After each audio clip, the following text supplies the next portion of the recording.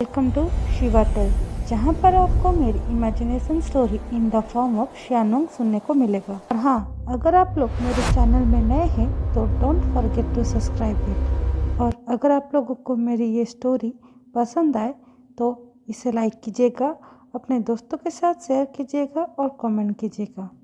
तो आज मैं जो स्टोरी आप लोगों के साथ शेयर करने वाली हूँ उसका नाम है the silent echo. First of all, ये एक ओमेगा वर्ड स्टोरी होने वाला है जो कि मेरे दूसरे स्टोरियों से थोड़ा हटके होगा। आई होप आप लोगों को ये स्टोरी पसंद आए।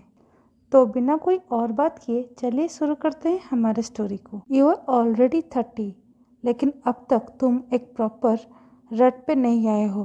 किस तरह के अल्फा हो तुम? ऐसा कहकर सभी लोग जोर जोर से हंसने लगते हैं, जिसके बाद सामने वाला अल्फा यानी कि हम लोगों का फर्स्ट मेल लीड विविशियन को अपने डैड की आवाज़ सुनाई देता है। उसे बिल्कुल भी उस डिस्को में जो म्यूज़िक चल रहा था और उन लोगों का आवाज़ बिल्कुल सुनाई नहीं दे रहा था।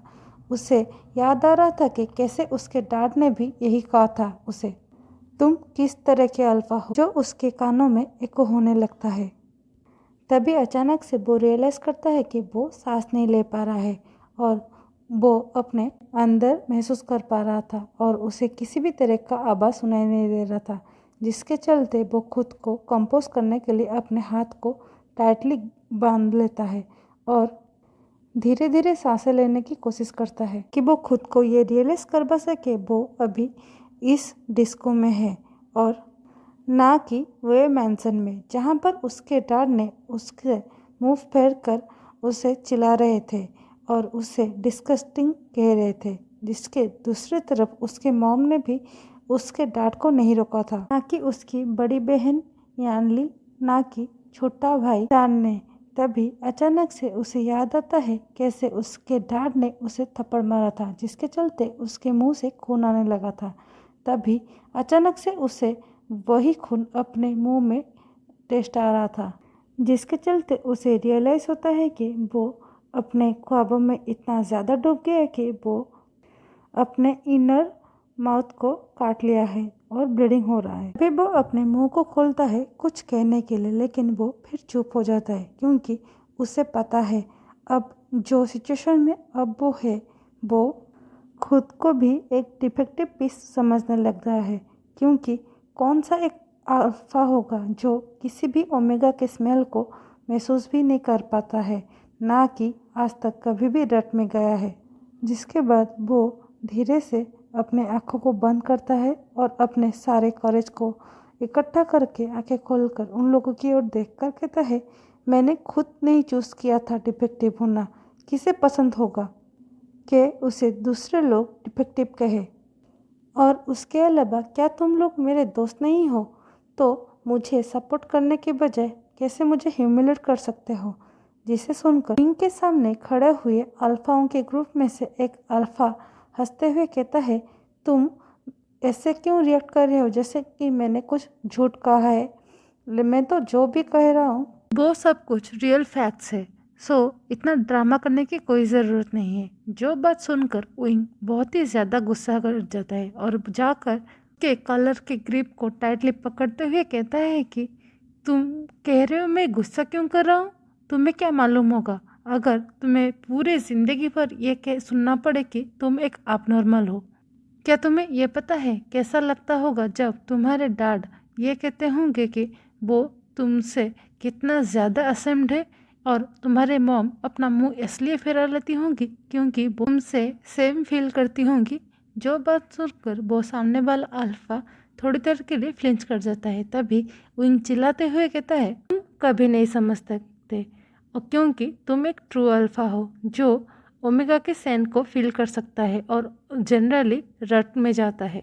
जिसे सुनकर वो सामने वाला इंसान जो कोई और नहीं वेंचाओ था, वो अपने कॉलर से उनका हाथों को छुड़ाते हुए कहता है कि तो क्या हुआ, इसका मतलब ये तो सच है ना कि तुम एक अबनॉर्मल हो? ऐसा कहकर वो पहले से भी जोरों जोरों से हंसने लगता है, जिसके चलते उसके बगल में खड़े दूसरे अल्फास वो भी मुस्कुरा देते हैं। अभी हमें दिखाया जाता है विंग और बिल्कुल भी कंट्रोल नहीं कर पाता और उसके ग्लैंड से निकलने लगता है एक बहुत ही ज़्यादा एग्रेसिव फेरामोन जो किसी और चीज़ का नहीं, लोटस का था, जो वहाँ पर प्रेजेंट दूसरे अल्फास और ओमेगा को सफोकेशन फील करवाने के लिए काफ़ी। वे हमें दिखाया जाता है वेंचा विंग की ओर देख कर कहता है विंग, क्योंकि उसे पता चल गया था कि विंग को ये मालूम नहीं है कि ये फेरामोन उसके बॉडी से ही आ रहा है। तभी हमें दूसरी तरफ का सीन दिखाया जाता है जहाँ पर बार काउंटर में खड़े होकर दो वेटर एक दूसरे की ओर देखकर कह रहे हैं कि अगर इन लोगों का फाइट शुरू हो गया तो मैनेजर हम लोगों के आज का सैलरी कट कर लेंगे। इसे सुनकर उसके बगल में खड़े दूसरे ओमेगा वेटर कहता है कि तुम ये सब के बारे में चिंता मत करो, तुम जाकर टेबल नंबर 7 के लिए उनका ड्रिंक्स प्रिपेयर करो और मैं जा रहा हूँ उन लोगों को शांत कराने के लिए। जिसे सुनकर ओमेगा, जिसके नेम टैग पर लिखा था नियसंग, वो कहता है वांग जी ये मत भूलो वो सभी लोग अल्फाज है और तुम एक ओमेगा। जो बात सुनकर वांग जी कहता है डोंट वरी, तुम अपना काम करो और मुझे पता है मैं इन लोगों को कैसे हैंडल करूँगा। इसके बाद वो अपने कलर को थोड़ी देर के लिए एडजस्ट करता है और जाकर उन लोगों से थोड़ी दूर पे खड़े होते हुए कहता है जेंटलमैन, आप लोग यहाँ पर फाइट नहीं कर सकते क्योंकि ये क्लब के रूल के खिलाफ है। अगर आप लोग ऐसे करेंगे तो मैं बाध्य हो जाऊँगा सिक्योरिटी को बुलाने के लिए और जिसके बाद आप लोग इस क्लब से बैन हो जाओगे। जो बात सुनकर वहाँ पर प्रेजेंट सभी अल्फाज बहुत ही ज़्यादा शॉक हो जाते हैं क्योंकि उन लोगों को पता था कि ये एक हाईफाई क्लब था जहाँ पर सिर्फ और सिर्फ VIPs ही मेंबर थे। ये आम लोगों के लिए ओपन नहीं था। यहाँ का मेंबरशिप का कार्ड होना ये रेपुटेशन की बात है। जिसके बाद अचानक से वेंचाओ अपने आप को थोड़ा विंग से दूर करते हुए कहता है यू आर राइट। ऐसा कहकर वो वहाँ से चला जाता है, जिसके पीछे पीछे दूसरे अल्फाज भी चले जाते हैं। वहीं दूसरी तरफ हमारा विंग वो वहीं पर ऐसे स्टंट खड़ा हो गया था क्योंकि आज उसको पहली बार अपनी ज़िंदगी में सेंट महसूस हुआ था जो किसी और का नहीं, वांग जी का था। जब वो उन लोगों के और थोड़ा पास आकर ये सब कह रहा था, जिसके चलते विंग का आइस पूरी तरह से वाइड हो जाता है और वो वांग जी को घूरते हुए कहता है क्या तुमने सैंडलवुड का परफ्यूम लगाया है, क्योंकि वो अब तक ये डाइजेस्ट नहीं कर पा रहा था कि उसे एक ओमेगा का सेंट महसूस हो रहा है। लेकिन जो कुछ शबल को सुनने के बाद वांग जी थोड़ा ऑकवर्ड महसूस करता है क्योंकि सैंडलवुड उसका कोई परफ्यूम नहीं, उसका ओमेगा सेंट है जो कि थोड़ा इंटिमेटिंग है। इसके बाद हमें दिखाया जाता है विंग का जो लोटस फेरामोन उसकी बॉडी से रिलीज हो रहा था उसको बिना रियलाइज कर पाए वो धीरे धीरे से शांत हो जाता है और वो वांग जी की ओर देखकर वेट करता है ताकि वांग जी उसके पूछे गए सवालों का जवाब दे सके। जिसके बाद वांग जी कहता है कि नहीं सर, मैं किसी भी तरह का परफ्यूम यूज़ नहीं कर सकता जबकि मैं काम पे हूँ। जो बात सुनने के बाद विंग थोड़ी देर के लिए बिल्कुल स्टंट हो जाता है, जिसे देखकर वांग जी कहता है सर आप ठीक तो है ना। जिस चीज़ को विंग पूरी तरह से इग्नोर कर देता है और वो सोचने लगता है कि ये तो मिरेकल हो गया, मैंने पहली बार किसी का ओमेगा सेंट को महसूस किया है। ऐसा सोचने के बाद वो अपने कॉन्शियसनेस में आता है और जब चारों तरफ देखता है तो पाता है कि चारों तरफ अब बिल्कुल नॉर्मल हो गया है। कुछ लोग अपना ड्रिंक्स एंजॉय कर रहे हैं और बाकी कुछ लोग अपने दोस्तों के साथ मिलकर डांस कर रहे हैं। तभी वो वांग जी की ओर देख कर कहता है थैंक यू, जिसे सुनकर वांग जी थोड़ा अमेज्ड हो जाता है और कहता है लेकिन सर ये तो मेरा ड्यूटी है। इसे सुनने के बाद विंग कहता है कि नहीं, मेरे कहने का मतलब ये है कि आई एम सॉरी तुम्हारे लिए प्रॉब्लम क्रिएट करने की वजह से। जो बात सुनकर वांग जी नोट कर देता है, जिसके बाद विंग वहाँ से चला जाता है। उसके बाद हमें दिखाया जाता है विंग अपने घर जो बंगला अभी वो रह रहा है, जब पहुंचता है तो वो बहुत ही ज़्यादा फ्रस्ट्रेट हो गया था क्योंकि अपने ज़िंदगी के 23 सालों के बाद वो किसी का ओमेगा सेंट को महसूस कर पाया है, जिसके चलते उसका डिज़ायर बढ़ गया है और वो अपने आप को कंट्रोल नहीं कर पा रहा था, जिसके चलते वो तुरंत ही अपने कपड़े को उतारने लगता है और जाकर जब शावर के नीचे खड़ा हो जाता है तो तभी उसके आंखों के सामने वांग जी का चेहरा आ जाता है। इसके चलते उसका बॉडी और भी ज़्यादा अरेस्ट हो जाता है और वो अपने ज़िंदगी में पहली बार रट में आ गया था, जिसके चलते उसके बॉडी का जो तो हीट था वो बहुत ही ज़्यादा बढ़ गया था। वो पानी किसी भी तरह का हेल्प नहीं कर रहा था, जिसके बाद वो अपने बाथरोब पहनकर अपने बेड पे चला जाता है और वहाँ पर जाकर वो वांग जी के चेहरे को और उसके साथ साथ उसका जो फेरोमोन था उसे याद करके अपने आप को सेटिस्फाई करने लगता है। लेकिन ये उसका ज़िंदगी का पहला रट था, जिसके चलते वो पहला रात तो ऐसे गुजार देता है, लेकिन उसका दूसरा दिन और भी ज़्यादा वर्ष था और आखिर दिन आते आते वो इतना ज़्यादा एग्जॉस्टेड हो गया था कि वो खुद को ही पहचान नहीं पा रहा था, क्योंकि वो किसी भी तरह का बात को सोच नहीं पा रहा था, कुछ खा नहीं पा रहा था। उसका बॉडी का फेरोमोन पूरे बंगले पर फैला हुआ था। उसके बाद रात आते आते धीरे धीरे उसका जो बॉडी का हीट था धीरे धीरे कंट्रोल में आता है और फोर्थ डे के मॉर्निंग में जब वो उठता है तो वो बिल्कुल ही सोबर हो गया था। इसके बाद जब वो उठता है तो वो पहले जाकर अपने आप को अच्छे से तैयार करता है और वो कुछ सोचते हुए वहाँ से अपने कार का कीज लेकर चला जाता है। यहाँ पर रास्ते में वो पिछले 3 दिनों के बारे में सोचता रहता है, कैसे उसका पहला हिट गुजरा।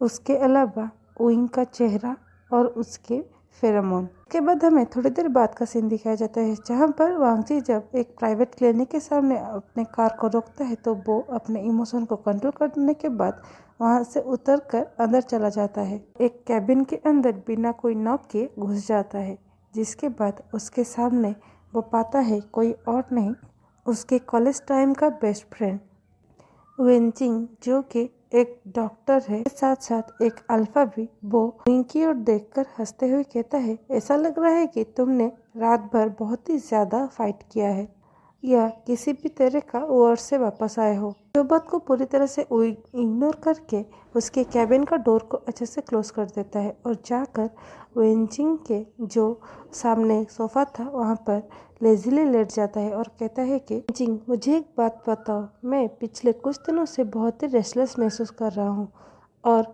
मैंने पहली बार किसी का फेरोमोन को मेल किया है। जो बात सुनकर वेंचिंग जो एक पेन पकड़ा हुआ था उसके हाथ से गिर जाता है और वो बहुत ही सीरियस होकर विंग की ओर देख कर कहता है, क्या कहा तुमने? जिसके बाद विंग अपने बात को कंटिन्यू करते हुए थोड़ा हेजिटेंटली कहता है कि और मुझे लगता है कि मैं पिछले 3 दिनों से रट में था। जिसे सुनने के बाद वेंचिंग कहता है, तुम्हें लग क्या रहा है, वो तुम्हारा रट ही है। जो बात सुनने के बाद विंग कहता है, इसका मतलब मैं एक डिफेक्टिव पीस नहीं हूँ। जिसे सुनकर वेंचिंग थोड़ा मुस्कुराते हुए कहता है, नहीं, तुम एक यूनिक पर्सन हो। वो पूरी तरह से डिफरेंट होता है डिफेक्टिव होने से। वो बात छोड़ो, मुझे तुम बताओ कि उस ओमेगा के बारे में जिसके फेरोमोन को तुमने पहली बार महसूस किया है। जिसे सुनकर ओइंग कहता है कि मुझे नहीं पता। जब मैंने पहली बार उसके फेरोमोन को महसूस किया मेरा हार्ट बीट बहुत ही ज़्यादा तेज़ हो गया था। मुझे लग रहा था कि मैं खुद रिएक्ट करने से पहले मेरे हार्ट ने रिएक्ट कर लिया था और मेरा ब्रेन तो किसी भी तरह का काम नहीं कर रहा था उसके सामने। और उसके अलावा मैं अपने पूरे रट में उसके बारे में ही सोचता रहता था, उसका फेस, उसका फेरोमोन, ये सब कुछ सुनने के बाद वेंची अपने सीट से उठते हुए कहता है कि अगर ऐसी बात है, एक काम करते हैं, एक टेस्ट करते हैं। ऐसा कहकर वो वहाँ से चला जाता है और बाहर जाकर एक नर्स को लेकर आता है जो कि एक ओमेगा थी और वो उस नर्स को कहता है कि उन दोनों के सामने अपने फेरोमोन को रिलीज करने के लिए। जो बात सुनकर वो नर्स थोड़ा हेजिटेंट करते हुए लेकिन थोड़ी देर बाद अपने फेरोमोन को रिलीज करता है। लेकिन 1 मिनट गुजर जाने के बाद भी विंग कहता है कि मैंने तो किसी भी तरह का स्मेल को महसूस नहीं किया। जो बात सुनकर नर्स वहाँ से चला जाता है और वेंचिंग विंग की ओर देख कर कहता है, इंटरेस्टिंग। जिसको सुनकर विंग कहता है, इसका मतलब क्या है? जिसको जवाब देते हुए वेंचिंग कहती है कि इसका मतलब है कि तुम्हारा बॉडी किसी भी तरह का डिफेक्टिव नहीं है, वो बहुत ही ज़्यादा सिलेक्टिव है। तुम हर ओमेगा के सेंड को रिस्पॉन्ड नहीं करते, सिर्फ एक को छोड़कर। जिसे सुनकर विंग के माइंड में वांग जी का जो सैंडलवुड फेरोमोन था वो चलने लगता है। तभी वेंचिंग अपनी बातों को कंटिन्यू करते हुए कहता है कि बायोलॉजी कंपेटेबिलिटी बहुत ही ज़्यादा रेयर होता है, लेकिन अगर तुम्हारे सिस्टम ने ये तय किया है कि उसके फेरोमोन को रेस्पॉन्ड करने के लिए, तो मुझे लगता है कि वो इकलौता इंसान है जो तुम्हें सही कर सकता है। जिसे सुनकर वही कहता है, तुम्हारा कहने का मतलब है कि अगर मैं उसके पास रहता हूँ तो मैं बहुत ही जल्दी ठीक हो सकता हूँ और मेरा बॉडी स्टेबलाइज हो सकता है। जिसे सुनकर वेंचिंग अपने सर को नट कर देता है, जिसके बाद विंग वहाँ से चला जाता है। उसके बाद हमें नाइट का सीन दिखाया जाता है जहाँ पर विंग उस क्लब के सामने पहुँच जाता है जहाँ पर वांग जी काम कर रहा था, और थोड़ी देर कार में रुकते हुए कार से निकल कर जाकर अंदर चला जाता है। पर जब वो थोड़ी देर पूरी अंदर घुस जाता है तो पाता है वांग जी काउंटर में किसी के लिए ड्रिंक प्रिपेयर कर रहा था, जिसे देखकर विंग वहीं पर थोड़ी देर के लिए रुक जाता है और वांग जी को देखता है कैसे उसका बाल उसके आंखों के और आता है जब वो मूव करता है। जिस चीज़ को वांग जी जब महसूस करता है कि कोई उसे घूर रहा है, तो वो अपने आंखों को जब विंग के ओर करता है तो वो दोनों थोड़ी देर के लिए स्टंट हो जाता है और वो तुरंत ही विंग अपने आप को पीछे करते हुए कहता है, आई एम सॉरी, मैं यहाँ पर ट्रबल क्रिएट करने के लिए नहीं आया हूँ। जिसे सुनकर वांग जी अपना प्रोफेशनल स्माइल देते हुए कहता है कि सर आपको क्या चाहिए। जिसे सुनकर विंग कहता है कि मुझे कुछ नहीं चाहिए, मुझे सिर्फ तुमसे थोड़ी देर के लिए बात करना है। जिसके रिप्लाई में वांग जी कहता है, लेकिन सर मैं अभी काम पे हूँ, तो ये मेरे लिए इम्पॉसिबल होगा आपसे बात करना। इसे सुनकर विंग कहता है कि ऐसा कोई बात नहीं है, मैं तुम्हारी शिफ्ट खत्म होने तक इंतज़ार कर सकता हूँ। जिसको सुनने के बाद वांग जी विंग को पूरी तरह से देखता है और सोचता है कि ये अल्फ़ा वो दूसरे अल्फ़ा से कितना ज़्यादा अलग है जो उस दिन क्लब में फ़ाइट शुरू किया था। वहीं वो तुरंत ही विंग को कहता है कि लेकिन सर कितने देर। जिसे सुनकर विंग कहता है कि जितना टाइम तुम दे सकते हो। जिसे सुनकर वांग जी कहता है कि 2 घंटे, मेरे शिफ्ट को ख़त्म होने में 2 घंटे बाकी है और उसके बाद मैं आपको सिर्फ 10 मिनट दे सकता हूँ। जो बात सुनकर विंग कहता है कि वो मेरे लिए इनफ होगा। ऐसा कहकर वो वहाँ से चला जाता है एक कॉर्नर वाले सीट पर, जहाँ पर वो थोड़ी देर इंतज़ार करता है वांग जी के काम को ख़त्म होने के लिए। लेकिन उसे लग रहा था कि उसका जो टाइम बहुत धीरे चल रहा है, जिसके बाद वो वहाँ से निकल जाता है ताकि वो बाहर वांग जी के लिए वेट कर सके। जिसके बाद जब 2 घंटा पूरी तरह से ख़त्म हो जाता है तो पाता है जब क्लब का डोर क्लोज हो जाता है तो सभी वर्कर्स अपने अपने चीज़ों के साथ वापस आ रहे थे। तभी विंग का नज़र पड़ता है वांग जी पर, जो कि एक ब्लैक पैंट और टर्टल नेक शर्ट पहनकर आ रहा था, जिससे वो बहुत ही ज़्यादा क्यूट दिखाई दे रहा था और अपने कंधे पर एक बैग भी था।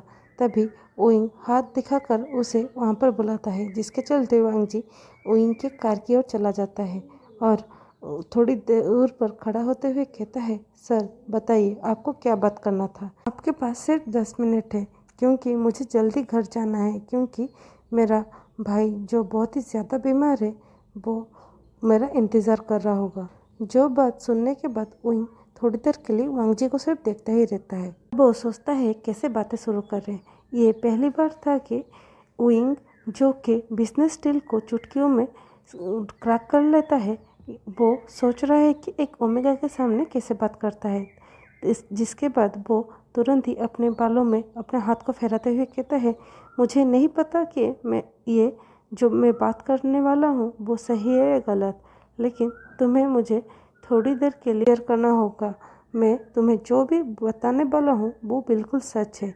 जो सुनकर वांग जी थोड़ा शॉक होते हुए उसकी ओर देखकर कहते हैं, लेकिन सर आप अगर नहीं बताएंगे तो मैं कैसे बोलूँगा कि मैं आप पे यकीन करता हूँ या नहीं। जिसके बाद विंग अपना बातों को शुरू करते हुए कहता है कि मैं आज तक कभी भी किसी भी तरह का ओमेगा फेरोमोन को महसूस नहीं किया था। मैं ना कभी भी रट पर गया था, लेकिन उस रात मैंने पहली बार तुम्हारे फेरोमोन को महसूस किया और रात को मेरा ज़िंदगी का सबसे पहला रट भी आया था। जो बात सुनकर वांग जी का फेस रेड हो जाता है और वो उनको टोकते हुए कहता है, मुझे आपके सभी चीज़ों का डिटेल नहीं चाहिए, बस आप मुझे बताइए आप मुझसे क्या चाहते हो। जिसे सुनकर उइंग वांग जी की ओर देखकर सोचता है कि ये कितना ज़्यादा अच्छा है। वो मेरे बात को सुनकर फ्रस्ट्रेटेड नहीं हुआ और फ्लैटर भी। तभी वो अपने बातों को कंटिन्यू करते हुए कहता है कि मैं ये जानना चाहता हूँ कि मुझ में क्या दिक्कत है। जो बात सुनकर वांग जी कहता है, आप में किसी भी तरह का दिक्कत नहीं है और अगर आपका बात हो गया है तो मैं चलूँ, क्योंकि मेरे बड़े भाई मेरे इंतज़ार कर रहे होंगे। मेरे पास ज़्यादा वक्त नहीं है आप पर ज़ाया करने में। जिसे सुनकर उइंग कहता है कि मैं सच में ठीक नहीं है। बचपन से सभी लोग अबनॉर्मल कहते हैं और मेरे डॉक्टर ने कहा है कि तभी वांग जी उसकी बातों को टोकते हुए कहता है, क्या डॉक्टर? तभी उइंग अपनी बातों को कंटिन्यू करते हुए कहता है, मुझे तुमसे किसी भी तरह का फिजिकल चीज़ें नहीं चाहिए, बस मैं चाहता हूँ कि तुम मेरे साथ थोड़ा वक्त गुजारो। जैसे कि हम लोग बातें कर रहे हैं, मैं तुम्हारे फेरामोन में रहना चाहता हूँ ताकि मैं मेरे डॉक्टर के कहने के मुताबिक स्टेबलाइज हो पाऊँ। जो बात सुनकर वांग जी उससे घूरते हुए कहता है, आप मुझे एक एक्सपेरिमेंट की तरह इस्तेमाल करना चाहते हो। जो बात सुनकर उइंग कहता है कि मैं तुम्हारा कंसेंट सबसे पहले चाहता हूँ, जिसके चलते मैं तुम्हें अच्छे से कंपनसेट भी करूँगा, लेकिन मैं तुम्हें किसी भी तरह का फोर्स नहीं करूँगा। तभी अचानक से वांग जी का इमोशन चेंज हो जाता है और वो उइंग की ओर देखकर कहता है, आपके कहने के मुताबिक आपके बॉडी सिर्फ मेरे फेरोमोन को रिएक्ट करता है। जैसे सुनकर उइंग अपने सर को हाँ में हिला देता है और आप सिर्फ नॉर्मल होना चाहते हो। जो बात सुनकर उइंग फिर से अपने सर को हाँ में हिला देता है। तभी वांग जी अपने वॉइस को थोड़ा लाउड करते हुए कहता है, लेकिन मैं किसी का भी क्यूट बनना नहीं चाहता हूँ। जो बात सुनकर उनका जॉ टाइट हो जाता है और वो कहता है कि मैं समझ सकता हूँ। जिसके बाद वांग जी कहता है कि लेकिन फिर भी अगर मैं आपका हेल्प करता हूँ, मैं चाहता हूँ कि वो मेरे टर्म्स पे हो। जिसे सुनकर उइंग कहता है कि बिल्कुल वो तुम्हारे टर्म्स पे ही होगा। तभी वांग जी अपनी बातों को कंटिन्यू करते हुए कहता है कि मैं चाहता हूँ कि मैं आपको जो हेल्प करूँ वो फ्री में ना हो। तभी उइंग कहता है, बिल्कुल वो फ्री में क्यों होगा। तभी वांग जी कहता है, मेरे जो बड़े भाई हैं वो अपना पूरा ज़िंदगी बिता दी मुझे बड़ा करने में, जब हमारे पेरेंट्स चले गए और अभी उनका तबीयत बहुत ही ज़्यादा ख़राब है, उन्हें कैंसर है और उनके ट्रीटमेंट के लिए मुझे ढेर सारे पैसे भी चाहिए और मुझे आपसे चैरिटी नहीं चाहिए, मुझे एक जॉब चाहिए। बात सुनकर उइंग कहता है, एक जॉब? तभी वांग जी अपनी बातों को कंटिन्यू करते हुए कहता है कि मैं आपके घर का सारा काम करूँगा और आपको हेल्प भी करूँगा। जिसके चलते उइंग कहता है कि लेकिन तुम्हें ये सब करने की कोई ज़रूरत नहीं है। तभी वांग जी कहता है, लेकिन मुझे आपके घर पर रहने के लिए कुछ तो काम करना पड़ेगा ना, और उसके अलावा मैं भी आपका रेड पार्टनर नहीं बनूंगा। मैं आपको फिजिकल नीड को वो सेटिस्फाई नहीं करूँगा। जो बात सुनकर उइंग सोचता है कि ये बिल्कुल भी नाइफ नहीं है, ये बहुत ही ज़्यादा ब्रेव है और कॉशस भी। जिसके बाद वो वांग जी की ओर देखकर कहता है, और तुम मेरे घर पर रहने के लिए तैयार हो गए हो? जिसके रिप्लाई में वांग जी कहता है कि हाँ, जब एक प्रॉपर सैलरी के साथ साथ एक प्रॉपर कॉन्ट्रैक्ट होगा तब मैं तुम्हारे घर पर रहने के लिए तैयार हूँ। उसके अलावा सेपरेट रूम्स हो और तुम मुझे फोर्स नहीं करोगे तुम्हें टच करने में, तुम मुझे टच करने से पहले मेरा कंसेंट मांगोगे। सभी चीज़ें सुनने के बाद उइंग बहुत ही ज़्यादा अमेज्ड हो जाता है और वो सोचने लगता है कि ये पहली बार होगा कि उसके स्टार्टस से कोई इंटिमेटेड नहीं हुआ और अट्रैक्ट भी नहीं हुआ उसके अल्फा स्टार्टस से, जहाँ पर ये छोटा सा ओमेगा लड़का वो उससे इक्वल की तरह डील कर रहा है, जो चीज़ उइंग को बहुत ही अच्छा लगता है। तभी उइंग कहता है कि मैं तैयार हूँ, तुम्हारा सैलरी जो आपका सैलरी है उससे भी ज़्यादा होगा और उसमें तुम्हारे भाई के लिए सारा मेडिकल एक्सपेंसेस भी ऐड किया जाएगा। जिसे सुनने के बाद वांग जी का आंखें बड़े बड़े हो जाता है और वो कहता है कि लेकिन ये बहुत ज़्यादा हो जाएगा। तभी उइंग कहता है कि ये चैरिटी बिल्कुल भी नहीं है। ये एक तरह का कॉम्पनसेशन है। जो बात सुनकर वांग जी भी राजी हो जाता है और कहता है कि मैं तुम्हारे घर पर रहने के लिए तैयार हूँ, लेकिन मैं चाहता हूँ कि तुम मुझे अब परमिशन दो कि जब मुझे थोड़ा सा भी अनकंफर्टेबल महसूस हो मैं तुम्हारे घर से निकल आ जा पाऊँ। जिसे सुनकर विंग तुरंत ही हाँ करते हुए कहता है मुझे समझ में आ गया है। जिसके बाद वो दोनों वहाँ से अपने अपने घर पर चले जाते हैं। इसके बाद हमें दिखाया जाता है वांग जी के घर पर। जब वो पहुँचता है तो उसे अचानक से मेडिसिन का स्मेल महसूस होता है। जिसके बाद वो जब अपने सर को उठाकर देखता है तो पाता है कि उसका बड़ा भाई यानी कि लान सिचन वो अभी तक वहीं पर बैठकर उसका इंतज़ार कर रहा है। जिसे देखकर वो थोड़ा लाउडली कहता है गा आपको इंतज़ार करने की कोई ज़रूरत नहीं है, मैंने कहा था ना मैं आ जाऊंगा। तभी सिचन उसकी ओर देख कर कहता है लेकिन तुम्हें नहीं लगता आज तुम्हें थोड़ा देर हो गया है। जो बात सुनकर वांग जी अपने बातों को कंटिन्यू करते हुए कहता है क्या गा आपको पता है मुझे एक नया जॉब मिला है। जिसे सुनकर सिचन कहते हैं क्या इस वक्त पर। जिसके बाद वांग जी थोड़ा मुस्कुराते हुए कहता है हाँ एक स्टेबल वन जिसमें मुझे किसी भी तरह का किसी को भी सर्व करने की ज़रूरत नहीं है और उसके अलावा इसका सैलरी भी बहुत ही अच्छा है। जिसको सुनने के बाद सिचन उसकी ओर देखकर कहते हैं क्या ये सच है। तभी वांग जी अपने बातों को कंटिन्यू करते हुए कहता है कि हाँ ये सच है, लेकिन उसमें सिर्फ एक चीज़ और ऐड किया गया है कि मुझे उनके घर पर रहना पड़ेगा, लेकिन आप चिंता मत करो मैं हर 2 दिन में आपके पास आ जाऊंगा आपसे मिलने के लिए। जिसे सुनकर सिचन कहता है क्या तुम ये जॉब फिर से मेरे लिए कर रहे हो। जिसे सुनकर वांगची मना करते हुए कहता है नहीं ये जॉब हम दोनों के लिए कर रहा हूँ। जिसको सुनकर सिचन कहता है तुम्हें हर काम को अकेला करने की कोई ज़रूरत नहीं है। जिसे के रिप्लाई में वांगजी कहता है लेकिन मुझे अच्छा लगता है। इसके बाद वो कहता है कि और एक बात वांगजी याद रखना हर रिच अल्फा अच्छा नहीं होता है। जो बात सुनकर वांगजी विंग के बारे में सोचने लगता है। इसके बाद हमें दूसरी तरफ विंग को दिखाया जाता है जो कि अपने विंडो में बाहर देखकर पूरे शहर को निहार रहा था और वो सोचने लगता है सैंडलवुड के स्मेल को और उसकी आंखों के सामने वांग जी का चेहरा आ जाता है और उसकी बातें भी। कैसे वो कह रहा था कि वो उसका हिट पार्टनर नहीं बनेगा। जिसे सुनकर वो मुस्कुरा देता है और सोचने लगता है कि आज तक ढेर सारे ओमेगाओं ने उसके बेड पर आना चाहा था, जबकि उन लोगों को पता था कि वो उन लोगों के फेरामोन को महसूस नहीं कर पाएगा। लेकिन फिर भी कुछ लोग क्यूरियोसिटी और कुछ लोग उसके स्टेटस के चलते और कुछ लोग उसके नाम के चलते उसके बेड पर आने के लिए तैयार थे। लेकिन ये छोटा सा ओमेगा वो बिल्कुल ही अलग है और बिल्कुल ही सेल्फ रिस्पेक्ट से भरा है, जो चीज़ उसे और भी ज़्यादा अट्रैक्टिव बना रहा था, जिसके चलते वो वांग जी की ओर और ज़्यादा अट्रैक्ट हो रहा था। जिसके बाद वो जब अपना आँखों को खोलता है तो उसे रियलाइज़ होता है कि अब उसको नॉर्मल होने का नहीं पड़ा है। लेकिन वहीं दूसरी तरफ वो उस छोटे से ओर से ओमेगा की ओर और भी ज़्यादा अट्रैक्ट हो रहा है, जिस चीज़ से वो बहुत ही ज़्यादा अमेज्ड हो जाता है। उसके बाद हमें दिखाया जाता है वांग जी का फर्स्ट डे।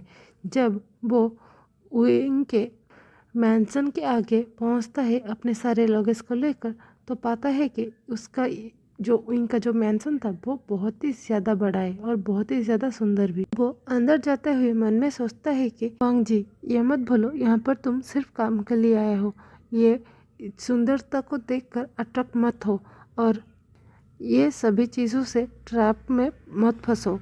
जिसके बाद हमें दिखाया जाता है जब उस घर का हेड बटलर विंग को देखकर उसे वेलकम करता है और विंग के कहने के मुताबिक उसको उसके कमरे को भी दिखाता है, जिसको देखकर वांग जी बहुत ही ज़्यादा शॉक हो जाता है क्योंकि उसका जो ये कमरा था वो उसके पूरे घर से भी बड़ा होगा। इसके बाद जब इवनिंग में विंग घर पर आता है तो वो पाता है कि वांग जी मज़े में बैठकर टीवी देख रहा था, जिसे देखकर वो मुस्कुरा देता है। लेकिन तभी वांगजी को जब उइंग का आहट महसूस होता है तो वो तुरंत ही बहुत ही ज़्यादा शॉक होते हुए उसके सोफ़ा से खड़े हो जाता है और टीवी के जो रिमोट पकड़ा हुआ था वो नीचे गिर जाता है, जिसे देखकर उइंग कहता है, तुम इतना ज़्यादा डर क्यों रहे हो, मैं भूत थोड़ी ना हूँ, और उसके अलावा तुम यहाँ पर रह रहे हो। जिसको करेक्ट करते हुए वांगजी तुरंत कहता है कि मैं यहाँ पर रहता नहीं हूँ, मैं यहाँ पर काम करता हूँ। जो बात सुनकर उइंग मुस्कुरा देता है और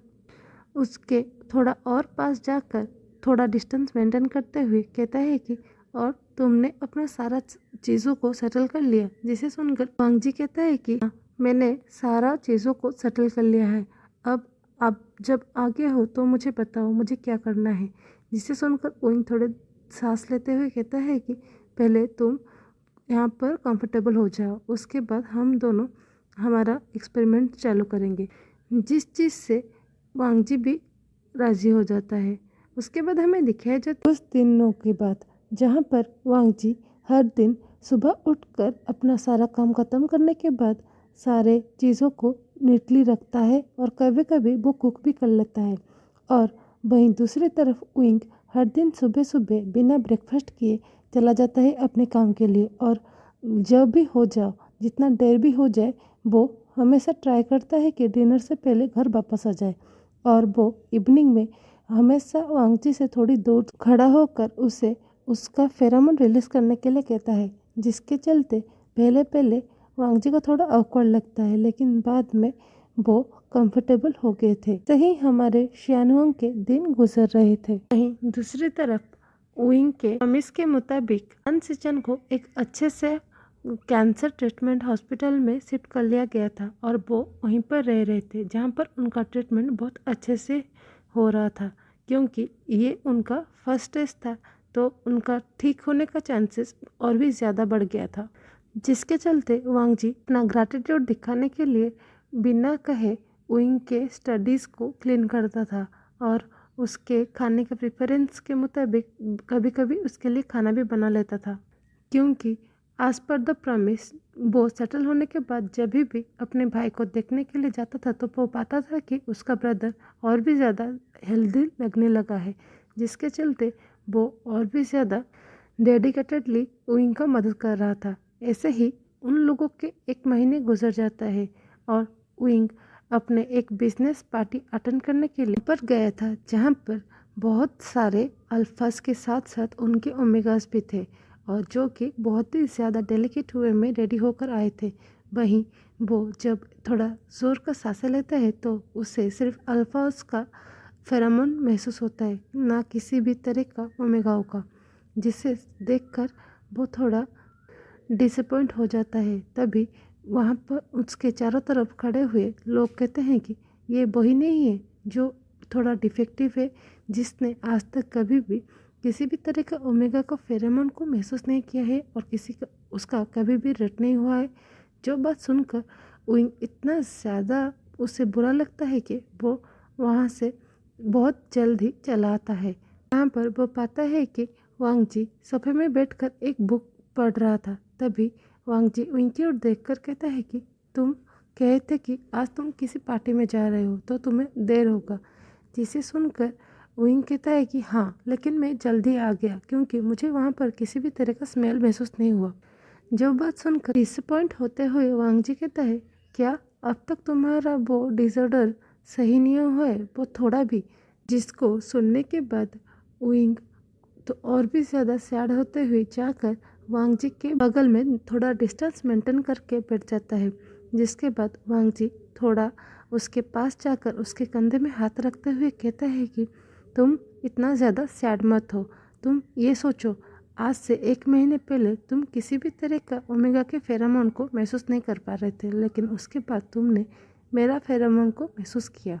ये तो प्रोग्रेस हुआ ना, तो डिसअपॉइंट होने की कोई बात नहीं है। मुझे यकीन है तुम्हें एक दिन सबका फेरोमोन महसूस होगा। जिसको सुनकर उइंग कहता है कि तुम इतना ज़्यादा काम कैसे हो सकते हो। तभी वांगजी कहता है कि क्योंकि मुझे पता है कि ट्रीटमेंट को वक्त लगता है, तुम अपना कॉन्फिडेंस लूज मत करो। जो बात सुनकर उइंग वांगजी की ओर देखकर सोचता है कि ये ओमेगा अपने सिख भाई को छोड़कर एक अननोन पर्सन के मेंशन में काम करते हुए एक बकवास से एक्सपेरिमेंट में उसे यूज़ किया जा रहा है, लेकिन फिर भी वो इंसान उससे कंफर्ट कर रहा है, जिसके चलते विंग के हार्ट में कुछ चेंजेस होता है, क्योंकि अब उसका वांगजी के लिए रिस्पेक्ट था वो बढ़ जाता है, और उसके अलावा एडमायरेशन भी। और उसे नहीं पता है कि अलावा वो और क्या वांगजी के लिए महसूस कर रहा है। भी अचानक से वो धीरे से अपने हाथ उठाकर वांगजी के चिक के पास लेने ही वाला था, तभी वांगजी घुरते हुए कहता है, तुम कर क्या रहे हो? तभी विंग कहता है कि क्या मैं? तभी वांगजी कहता है, क्या क्या तुम करना चाह रहे हो? तभी विंग कहता है, क्या मैं तुम्हारे चिक को पुल कर सकता हूँ? जिसे सुनकर वांगजी का कान रेड हो जाता है, लेकिन वो अपने इमोशन को कंट्रोल करते हुए कहता है, लेकिन तुम ये करना ही क्यों चाह रहे हो? जिसको सुनने के बाद विंग कहता है कि क्योंकि मुझे खुद को ये यकीन दिलाना है कि ये रियल है। जिसको सुनकर वांगजी अपना आई रोल कर देता है, जिसको देखकर विंग धीरे से वांगजी के चिक को पुल करता है, और तुरंत ही उसका जो चिक का पोर्शन था वो रेड हो जाता है। जिसे देखकर वो हंसते हुए कहता है, ये रियल है। जिसको देखकर वांगजी तुरंत ही विंग के हाथों को एक स्लैप करता है और कहता है, बहुत हो गया, तुम पूरी तरह से अनबिलीवेबल हो। उसके बाद उस रात उस सोफे के सीन होने के बाद जैसे कि हमारे शानवांग के बीच कुछ चेंज हो गया, क्योंकि उसके बाद विंग कभी भी वांगजी के गाल को पुल करने के बारे में नहीं पूछा, लेकिन वो धीरे धीरे से वांगजी के जो बिहेवियर है उसे नोटिस करने लगा था। कैसे वो गुनगुनाता है जब लॉन्ड्री किए गए कपड़े को वो फोल्ड करता है, कैसे वो एक झूठ बोलना होता है तो वो अपने कान को खुजलाता है, और कैसे वो कंसंट्रेट करता है अपने नाक को सहलाते हुए। और उसके अलावा वो कभी कभी जब इरिटेट हो जाता है तो वो अपना आई रोल करता है। ये सभी चीज़ों को वो धीरे धीरे नोटिस करने लगा था, और उसके अलावा ये भी नोटिस करता है कि हमेशा विंग के सोने से पहले वांगजी उसके लिए एक warm looking glass of water को उसके बेडरूम पे रख कर आता है। और वहीं दूसरी तरफ वांगजी वो नर्वस होने लगा था जब वांगजी देख पाता है कि विंग उसे देख रहा था। इसका मतलब है जब उन दोनों का लॉन्ग मोमेंट के लिए आई कांटेक्ट होता है, तभी वांगजी का हार्ट बीट बहुत ही ज़्यादा तेज हो जाता है। जिस चीज़ को अवॉइड करने के लिए वो हमेशा ही अपना आई कांटेक्ट को ब्रेक करते हुए ऐसा प्रिटेंड करता है कि अभी उसे कुछ काम है या कुछ काम करना उस के लिए वो अभी जाने वाला है। उसके बाद हमें एक दिन का सीन दिखाया जाता है जहाँ पर जब वांगजी विंग के लिए अपना फेरामोन को रिलीज कर रहा था, वो ये नोटिस कर पाता है कि विंग उससे ऐसे देख रहा है कि जैसे एक अल्फा ने एक प्रेशियस चीज़ को देख रहा है, जिसके चलते वांगजी का हार्ट बीट है वो बहुत ही ज़्यादा तेज़ हो जाता है, और जिसके चलते उसका जो रिलीज़ करने का वक्त होता है उसका फेरामोन का वो बढ़ जाता है, और वो बहुत ही ज़्यादा स्ट्रांग भी हो जाता है। जिसको रियलाइज़ करने के बाद विंग कहता है कि बहुत ही ज़्यादा स्ट्रांग है। इस चीज़ को सुनने के बाद वांगजी अपने बातों को छुपाने के लिए कहता है, नहीं ऐसा कुछ नहीं है, बस तुम्हें ऐसा लगा होगा। उसके बाद हमें दिखाया जाता है 2 दिन बाद जब वांगजी अपने ब्रदर को विजिट करने के लिए जाने वाला था, तभी अचानक से विंग उसकी ओर देख कर कहता है, अगर तुम्हें कोई दिक्कत ना हो क्या मैं तुम्हें वहाँ पर ड्रॉप कर सकता हूँ? जिसे सुनकर वांगजी तुरंत मना करते हुए कहता है कि इसकी कोई ज़रूरत नहीं है, क्योंकि ये तुम्हारा काम नहीं है। तो बात सुनकर विंग कहता है, मुझे मालूम है। ऐसा कहकर वो अपना कार केस को लेकर वहाँ से चला जाता है, और वांगजी और उसे बहस नहीं कर पाता और उसके पीछे पीछे चला जाता है। उसके बाद हमें दिखाया जाता है वांगजी विंग को कहता है कि तुम मेरे घर पर ले जाओ, क्योंकि भाई का डिस्चार्ज हो गया है, अब वो कुछ दिन घर पर रहने वाले हैं। जो बात सुनकर विंग कहता है, तो मुझे अपने घर का रास्ता बताओ। इसके बाद हमें दिखाया जाता है थोड़ी देर बाद जब वो दोनों अपने घर पर पहुंच जाते हैं, वांगजी के घर पर पहुंच जाते हैं, तो वांगजी को थोड़ा ऑकवर्ड लगता है, क्योंकि वो विंग जितना अमीर इंसान है उसका जैसा इंसान उसके इतना छोटा घर पर, और उनके जो ये नेबरहुड है वो इतना भी ज़्यादा रिच नहीं है, जिससे वहाँ पर उसे अनकम्फर्टेबल महसूस होगा। ये सोचते हुए उसे थोड़ा ख़राब लगता है और कहता है, सॉरी बॉस, मुझे नहीं पता था कि आप सच में यहाँ पर चले आएंगे। अगर मुझे मालूम होता। विंग उसे टोकते हुए कहता है, कोई बात नहीं, पहले अंदर चलो, तुम्हारे भाई तुम्हारा इंतज़ार कर रहे होंगे। जिसको सुनकर वांग जी अपना आई रोल करते हुए कहते हैं, क्या आप मेरे घर पर आने वाले हो? तभी वांग कहता है, क्यों, तुम्हारे घर पर मेहमान को अपने दरवाजे से ही वापस भेज देते हैं क्या? तभी उन दोनों की बातों को इंटरप्ट करते हुए जब सिचान आते हैं और कहते हैं कि यहाँ पर चल क्या रहा है, तभी वांग जी हंसते हुए कहता है, गा आप कैसे हो? तभी सिचान बस कहता है कि तो मैं ठीक हूँ, लेकिन तुम मुझे बताओ यहाँ पर चल क्या रहा है? तभी वांग जी अपने थोड़ा वॉइस को कंट्रोल करते हुए कहता है, गा इनसे मिलो, ये मेरा एम्प्लॉयर है। जिसे सुनने के बाद विंग तुरंत ही वो करते हुए कहता है, गा थैंक यू, आपने वांग जी का बहुत ही अच्छे से ख्याल रखा है और आपसे मिलकर अच्छा लगा। जो बात सुनकर सिचन विंग को एक वांग जी के एम्प्लॉयर की तरह नहीं, एक अल्फा की तरह उन्हें स्कैन करने लगते हैं और उसकी ओर देख कर कहते हैं, तो तुम हो वो रिच अल्फा जिसके घर पर मेरा भाई काम कर रहा है, तुम मेरे भाई से अच्छे से ट्रीट करते हो। जो बात सुनकर विंग कहता है, मैंने तो बहुत अच्छे से ट्राई किया है, लेकिन बाद में उसे ही मालूम होगा। उसके बाद वो तीनों मिलकर घर के अंदर चले जाते हैं। इसके बाद हमें दिखाया जाता है कि कुछ देर में ही सिचान अच्छे से विंग से घुल मिल जाता है और वो दोनों मिलकर बातें करने लगते हैं वांग जी के बचपन के बारे में, कि कैसे वो छोटी छोटी बातों के लिए रो पड़ता था और वो कैसे एक दिन बचपन में खो गया था क्योंकि उसने एक खूबसूरत फ्लावर बुके को देख लिया था, जिसके चलते उसने मेरा हाथ छोड़ दिया था। जो बात सुनकर विंग बहुत ज़ोरों ज़ोरों से हंसने लगता है।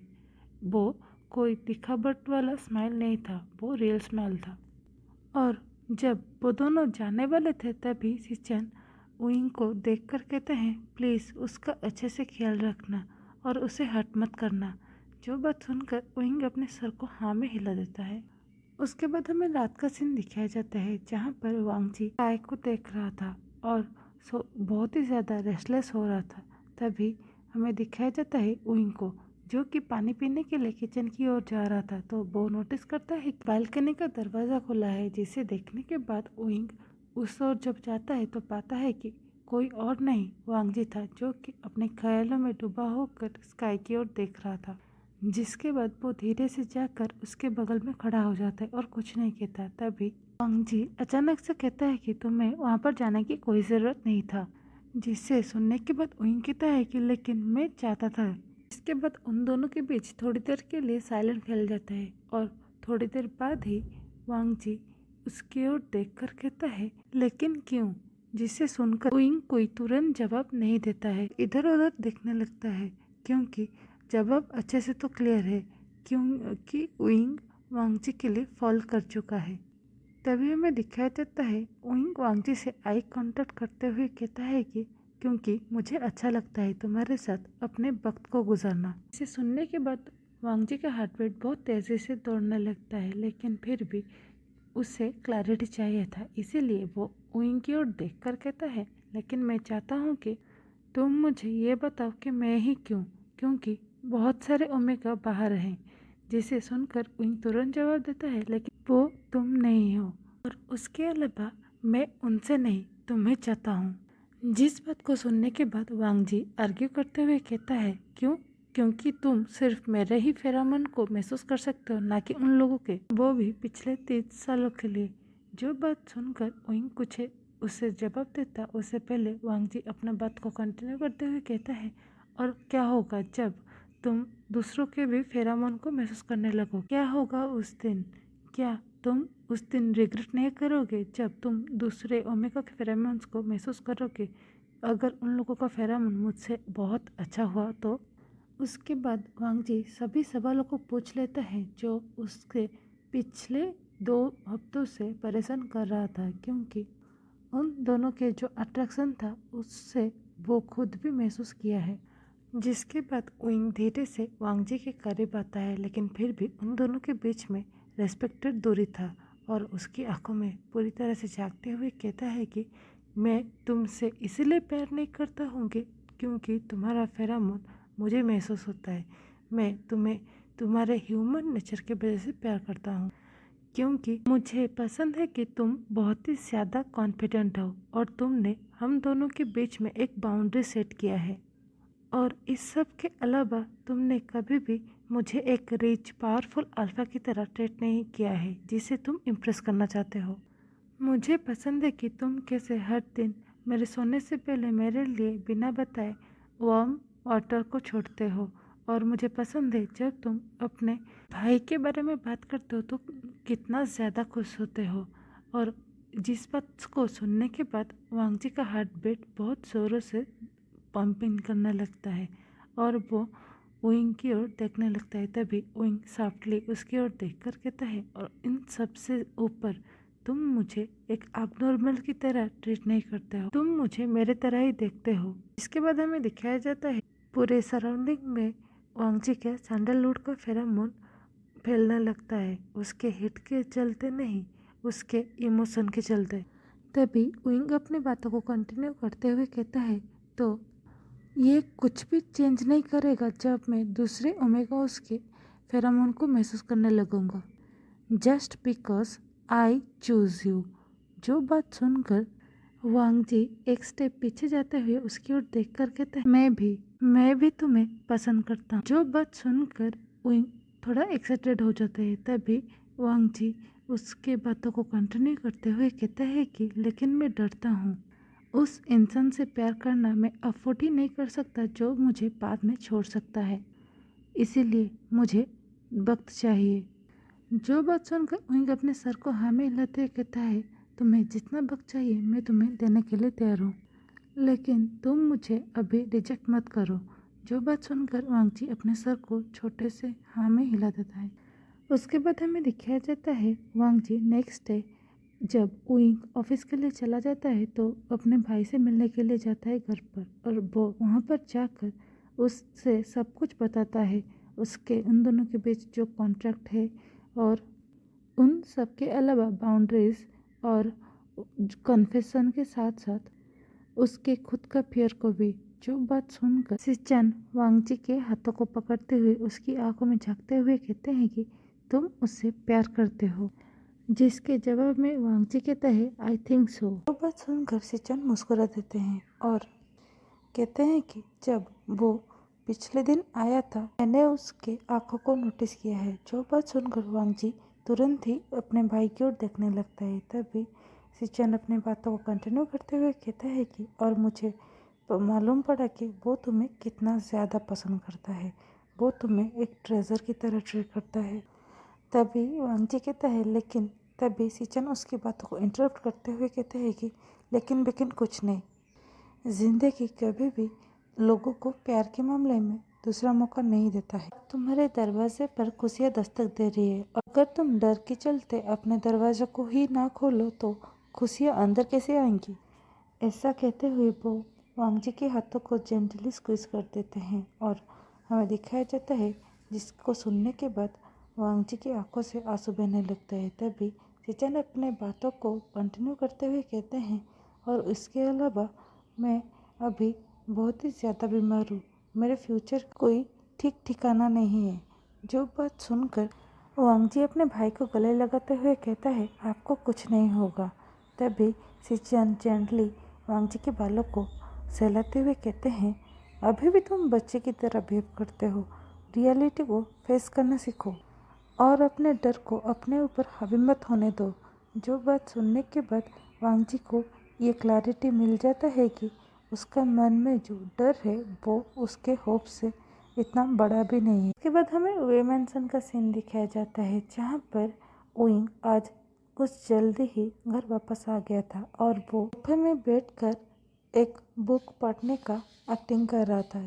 असल में वो वांगजी का वेट कर रहा था। तभी हमें दिखाया जाता है वांगजी घर का दरवाजा खोलकर एंटर करता है। इसके बाद उन दोनों का आंखें मिलता है और तभी विंग नोटिस करता है कि वांगजी की आंखों में वो डर नहीं है। तभी वो इस बात को इग्नोर करते हुए उसकी ओर देखकर कहता है, तुम वापस आ गए। तभी वांगजी कहता है, हाँ। ऐसा कहकर वो विंग के ओर आते हुए उससे थोड़ी दूर पर खड़ा हो जाता है और उसकी ओर देखकर कहता है कि मैंने अपने बड़े भाई से बात किया है।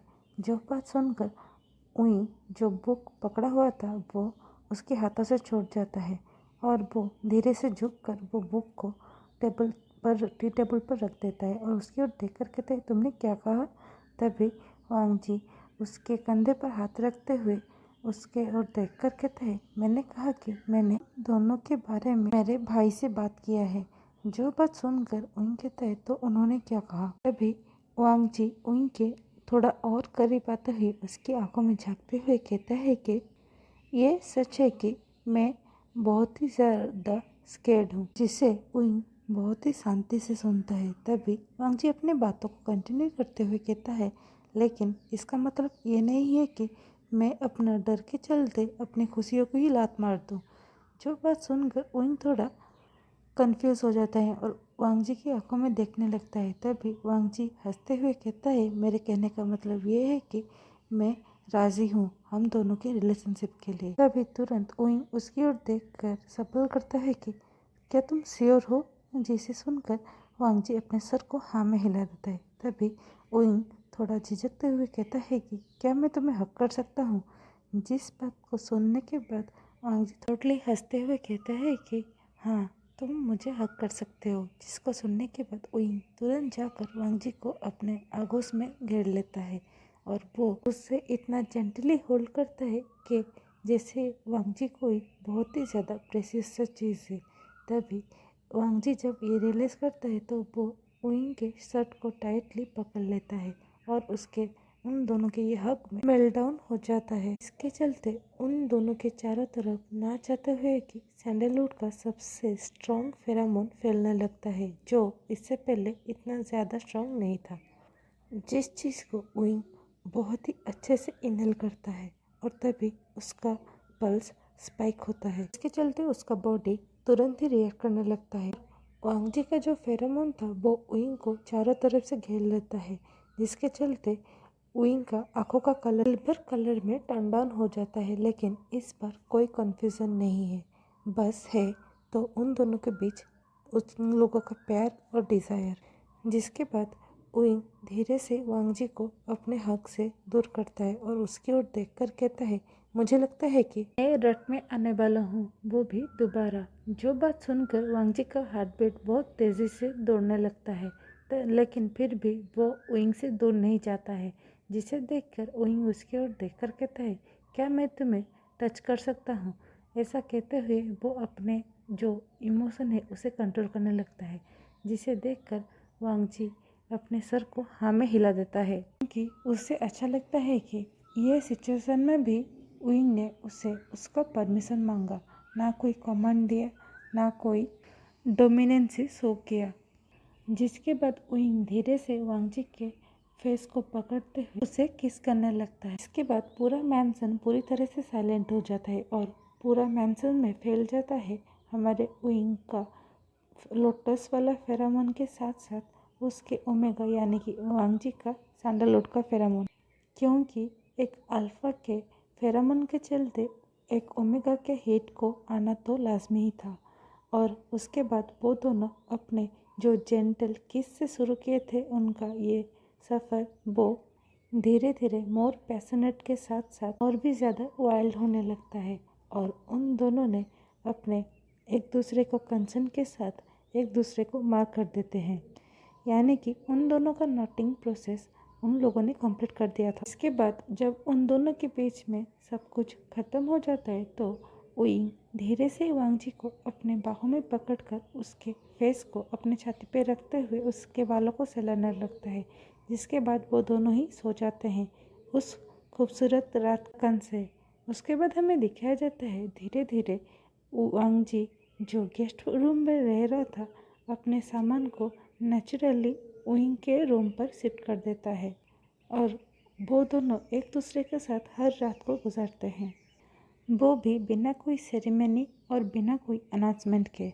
और उसके बाद उन दोनों का जो सुबह था वो बहुत ही ज़्यादा खूबसूरत होने लगा था, क्योंकि अब उइंग का एक आदत बन चुका है कि वो हर दिन सुबह जल्दी उठकर वांग जी को सोते हुए देखता रहता है और इस बात को कभी भी उइंग मना नहीं कर सकता, क्योंकि बहुत बार वांग जी ही खुद उसे कट कर चुका है। उसके बाद वो हॉलीडेज में एक साथ मिलकर खाना बनाते हैं और अब वो हर 2 दिन में नहीं, हर दिन सिचन से मिलने के लिए जाते हैं और इस बार वो विंग हमेशा उसे ड्राइव करते हुए लेकर जाता था। इसके बाद धीरे धीरे वांगजी नोटिस कर पाता है कि उसके भाई का तबीयत प्रॉपर ट्रीटमेंट के चलते ठीक हो रहा था, जिसके चलते वो और भी ज़्यादा खुश रहने लगा था। इसके अलावा सिचन कभी कभी विंग को टीज करते हुए उन दोनों के रातों के बारे में पूछते हैं, जिसके चलते वांगजी बहुत ही ज़्यादा शर्मा जाता है। और विंग, हमारे प्यारे विंग, जो कि पहले से ही बहुत ही ज़्यादा बेशर्म है, वो बेशर्मों की तरह अपने लवर के बड़े भाई को अपने रातों के बारे में बताता है, जिसके चलते वांगजी कभी कभी अपने बड़े भाई से आंखें ही नहीं मिला पाता। उसके बाद अचानक से एक दिन इवनिंग का सीन दिखाया जाता है, जहाँ पर हमारे प्यारे श्यानवंग मिलकर शॉपिंग करने के लिए गए थे, वो भी मॉल में। तभी अचानक से विंग को हिट होता है, पहले धीरे धीरे और बाद में जब एक ओमेगा लड़कियों का ग्रुप उन लोगों को क्रॉस करता है, तभी विंग को रियलाइज होता है कि उससे अभी धीरे धीरे दूसरे ओमेगा उसका फेरामोन महसूस होने लगा। इसके बाद वो डिसबिलीवली वांगजी की ओर देखकर कहता है कि मुझे दूसरों का फेरामोन महसूस होने लगा है। जो बात सुनकर वांगजी जो बड़ी बड़ी आंखों से विंग को देखने लगता है, तभी वो हंसते हुए कहता है, क्या सच में? तभी विंग कहता है, बहुत ही ज़्यादा स्ट्रांगली नहीं, लेकिन उन लोगों को फेरामोन महसूस हो रहा है। जिसे सुनकर वांगजी हंसते हुए कहता है, इसका मतलब है तुम अभी इम्प्रूव कर रहे हो। जिसको सुनकर विंग भी हंसते हुए कहता है, हाँ मुझे ऐसा लगता है। कहते हुए वो धीरे से वांगजी को अपने आगोश में ले लेता है और ये चिंता नहीं करता है कि वो अभी मॉल में खड़ा है, और उसे हक करते हुए कहता है कि लेकिन सबसे ज़्यादा स्ट्रांग तो तुम्हारा फेरामोन है। मुझे सेटल डाउन करता है और मुझे रियलाइज़ करवाता है अपने होम का। जो बात सुनकर वांगजी मुस्कुराते हुए कहता है, मैंने कहा था ना, तुम एक दिन सही हो जाओगे। उसके बाद हमें विंग को दिखाया जाता है, जो जब घर लौटता है तो वो एक इंसान को कॉल करता है, जिसके कॉल को वो पिछले 5 सालों से अवॉइड कर रहा था। तभी दूसरी तरफ से जब एक इंसान जो कि थोड़े उम्र दराज लग रहे थे उठाते हैं, तभी विंग कहता है, डैड। तभी वो कहते हैं कि तुमने मुझे कॉल क्यों किया है? जो बात सुनकर विंग हंसते हुए कहता है कि क्या आपको मालूम है, मुझे अब दूसरे ओमेगास का फेरामोन महसूस होता है और मैं रट में भी जा चुका हूँ। जो बात सुनकर वो एक रिलीफ सा सांसें लेते हुए कहता है, ओ फाइनली तुम्हारा रट आया। जिसके बाद जब विंग ये सुनता है तो वो महसूस कर पाता है कि उसके डैड बिल्कुल ही खुश नहीं है, ये जान कर कि उनके बेटे का जो बीमारी था वो ठीक हो चुका है।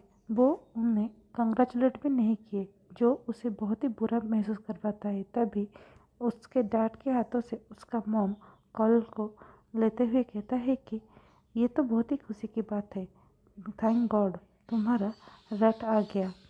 जो बात सुनकर भी विंग को किसी भी तरह का वार्मथ महसूस नहीं हुआ। अभी भी उसे लगता था कि उसके फैमिली मेम्बर्स को, ये खास करके उसके पेरेंट्स को, ये फ़र्क नहीं पड़ता है कि उसका रट आए या ना आए।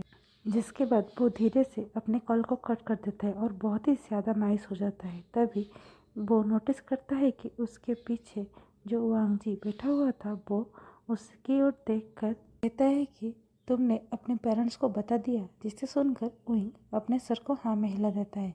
तभी वांगजी कहता है कि क्या अब तुम खुश हो? जो बात सुनकर विंग अपने सर को हाँ में हिला देता है और वांगजी के पास जाकर उसके चीख को पकड़ते हुए कहता है, लेकिन उन लोगों के वजह से नहीं। जिसे सुनकर वांगजी के पेट में तितलियां उड़ने लगता है। लेकिन तब तक हमारे श्यानवांग को ये मालूम नहीं था कि उन लोगों के लाइफ में एक बहुत ही बड़ा खुशी आने वाला है, जो अभी वांगजी के पेट में आराम कर रहा है। उसके बाद हमें नेक्स्ट डे का सीन दिखाया जाता है। यहाँ पर हमारा श्यानवांग पहले सुबह उठने के बाद अपने केस को शेयर करते हैं, और जिसके बाद वो दोनों तैयार होने के बाद पहले वांगजी नीचे चला जाता है ताकि वो विंग के लिए ब्रेकफास्ट बना सके एज यूजुअल। जिसके पीछे पीछे धीरे धीरे विंग भी चला जाता है और अपने टैबलेट से अपना ऑफिस का काम कर रहा था, अभी डाइनिंग में बैठकर। वहीं दूसरी तरफ वांगजी किचन में गाने गुनगुनाते हुए पास्ता बना रहा था, जिसे सुनकर उइंग भी मुस्कुरा देता है। तभी उइंग को अचानक से एक जोर का आवाज सुनाई देता है, जिसको रियलाइज करते हुए अपने टैबलेट को वहीं टी टेबल पर रखकर भागकर जब किचन की ओर जाता है तो पाता है वांग जी नीचे गिरा हुआ है, वो भी अनकॉन्शियस हालत में। इसे देखकर उइंग जैसा बहुत ही ज्यादा स्ट्रॉन्ग अल्फा भी पैनिक करने लगता है और उसे अपने गोद में उठाते हुए कहता है, वांग जी मुझे छोड़कर मत जाना, प्लीज प्लीज यार, तुम ऐसे कैसे बेहोश हो चुके हो। ऐसे उससे बातें करने की कोशिश करते हुए वो मैडली ड्राइव करते हुए मेडिकल पहुंचता है। इसके बाद हॉस्पिटल के डॉक्टर्स वांग जी को ले जाते हैं ताकि उसके सारे टेस्ट करवा सके। तभी हमें दिखाया जाता है जब वंचिंग को ये खबर पहुंचता है कि हॉस्पिटल में उइंग आया है, वो भी अपने ओमेगा पार्टनर के साथ, तो वो भागकर जब उइंग के पास आकर पहुंचता है तो देखता है कि उइंग बहुत ही ज़्यादा मेसी से हालत में है और उसके आंखों से पानी आ रहा है, जिसे देखकर वेंचिंग कहता है कि क्या ये वही रुथलेस अल्फा है जिससे सभी बिजनेस की वर्ल्ड में डरते हैं। क्या तुमने अपने हालत को देखा है, तुम कैसे लग रहे हो जैसे कि एक पॉपी को उसके मालिक ने छोड़ दिया है।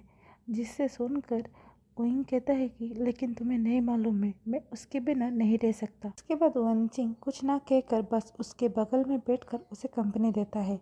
जिसके बाद 1 घंटे लगभग होने के बाद जब वांग जी को लेकर गए थे तभी एक डॉक्टर आकर उइंग की ओर देखकर कहता है कि मिस्टर वे कंग्रेचुलेशन। जो बात को उइंग तुरंत कुछ समझ नहीं पाता। तभी वंचिंग कहता है इसका मतलब भी। डॉक्टर अपने सर को हाँ में हिलाते हुए कहता है, यस डॉक्टर, आप सही सोच रहे हो, यानी कि मिस्टर वे के जो पार्टनर है वो 7 मंथ प्रेग्नेंट है। जो बात सुनकर विंग बहुत ही ज़्यादा शॉक हो जाते हैं और तो उसे याद आता है उस रात का जब वो दोनों पहली बार एक दूसरे के साथ अपना रट और हिट को स्पेंड किया था और जिस रात वो उसे मार किया। इसके बाद वो भागकर जाकर वांग जी के पास चला जाता है, जहाँ पर वो पाता है कि वांग जी पहले से ही रो रहा था। तो वो जाकर उसे हक करते कहता है, तुम रो क्यों रहे हो।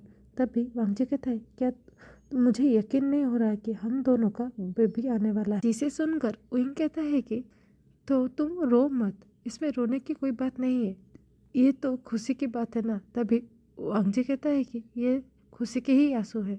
उसके बाद हमें दिखाया जाता है वो दोनों जब हॉस्पिटल से डिस्चार्ज हो जाते हैं, सारे रिपोर्ट्स को लेकर अपने घर चले जाते हैं और जाकर वहाँ पर अच्छे से लंच कर जब लेटे हुए थे तभी वांग जी विंग के चेस्ट पर अपना फिंगर से जो राउंड राउंड बना रहा था, तभी अचानक से उसे रोकते हुए विंग की ओर देखकर कहता है, क्या होगा अगर वो बिल्कुल तुम्हारी तरह स्टबर्न हुआ तो। जिसे सुनकर विंग कहता है कि अगर वो मेरी तरह होगा तो बहुत ही ज़्यादा हैंडसम होगा। जिस बात को सुनकर वांग जी आइडल करते हुए कहता है कि how self obsessed you are. तभी अचानक से उन लोगों के घर का डोर का बेल सुनाई देता है, जिसे देखकर वांग जी वहाँ से उठने ही वाला था अपने घर का डोर खोलने के लिए, लेकिन उससे पहले विंग उसे रोकते हुए पहले चला जाता है, जिसके पीछे पीछे वांग जी भी जाने लगता है। तभी जब वो अपना डोर खोलता है तो पाता है सामने कोई और नहीं मिस्टर एंड मिसेस वे थे, यानी कि विंग के मॉम डैड, जिनके आंखों में बिल्कुल भी विंग के लिए प्यार या अफेक्शन नहीं था। तभी वो घर के अंदर जब आते हैं तो उन लोगों का नजर विंग से जाकर जब वांग जी पे पड़ता है तो वो थोड़ा अनकंफर्टेबल सा रिएक्शन करते हैं, जिससे वांग जी भी नोटिस करता है। लेकिन वो इस सब चीज़ों को अवॉइड करते हुए पहले वो उन लोगों को वो करता है और कहता है कि आप लोग बातें कीजिए, मैं जाकर आप लोगों के लिए कुछ स्नैक्स लेकर आता हूँ। इसके बाद वो वहाँ से चला जाता है। तभी पहले मिसेस वे ये कहते हैं कि क्या तुम पागल हो गए हो, वो ओमेगा बहुत ही ज़्यादा पुअर लग रहा है, क्या तुम्हारा चॉइस नीचे इतना ज़्यादा नीचे गिर गया है, तुम किसी को भी अपना ओमेगा बनाने के लिए ले आए हो और वो भी हमारे द वे फैमिली के लिए, तुम्हें लगता है वो हमारे स्टेटस की भी होगी।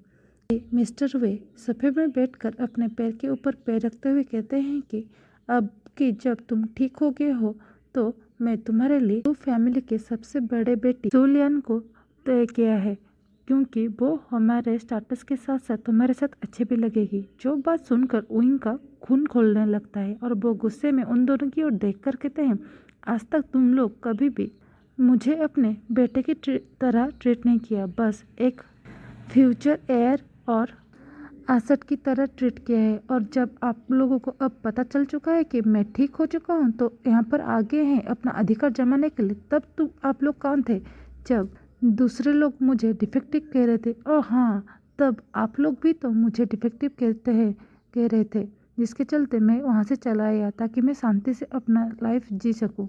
लेकिन आप लोगों को अब तक कोई चैन नहीं है, क्योंकि जब मैं अपने लाइफ में खुश रहने लगा हूँ, एक ओमेगा को पाया जिसके चलते मैं पहली बार ओमेगा के स्मेल को महसूस कर पाया और रट पाया, जिसे मैं अपने लाइफ से भी ज़्यादा प्यार करता हूँ, उससे आप लोग मुझसे छीनने के लिए चले आए हो।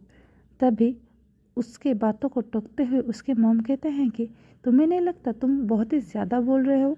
तभी उइंग कह रहा है कि जितना आप लोग मेरे साथ टॉर्चर किए हो उसके सिर्फ 10% भी मैंने आप लोगों को नहीं कहा है, और ये आप लोगों के लिए ज़्यादा हो गया। तो वो क्या होगा जब मैं सभी चीज़ों को गिनाने लगूं जो आप लोगों ने मेरे साथ किया है नाइंसाफ़ी।